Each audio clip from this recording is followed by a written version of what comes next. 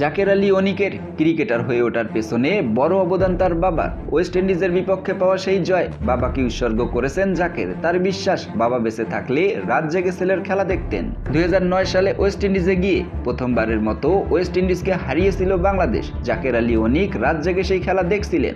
বাবা ভোর রাতে জেগে উঠে ছেলেকে খেলা দেখতে আবিষ্কার করে অবাক হয়েছিলেন, তবে বকা দেননি। এবার সেই ছেলেই ওয়েস্ট ইন্ডিজের মাটিতে বাংলাদেশের জয়ের অংশ, জয়ের অন্যতম কারিগর। এন্টিগা টেস্টে হেরে গেলেও জামাইকা টেস্টে ওয়েস্ট ইন্ডিজকে 101 রানে হারিয়েছে বাংলাদেশ। তবে সেই ম্যাচে জাকেরের অবদান ভুলে যাওয়ার মতো নয়। তার ওয়ানডে মেজাজে খেলা 91 রানের ইনিংসটাই দলকে জয়ের পথ বিছিয়ে দেয়। আর সেই জয় সিলেটের এই ক্রিকেটার উৎসর্গ করলেন প্রিয় বাবাকে। খেলা শেষে আবেগঘন এক বার্তায় জাকের আলী অনিক লিখেছেন, তখন আমার বয়স 11। 2009 সালে সেই সিরিজের একটা ম্যাচও আমি মিস করিনি। সারা রাত জেগে বাংলাদেশের খেলা দেখতাম। আব্বা ভোর রাতে উঠে দেখে আমি খেলা দেখছি, অবাক হয়ে আমার দিকে তাকিয়ে রইল, কিন্তু কোনো বকা দিল না। 15 বছর পর একই সিরিজে আমি বাংলাদেশের হয়ে খেলছি। আব্বা বেঁচে থাকলে হয়তো রাত জেগে খেলা দেখতো। এই জয়টা তোমার জন্য আব্বা।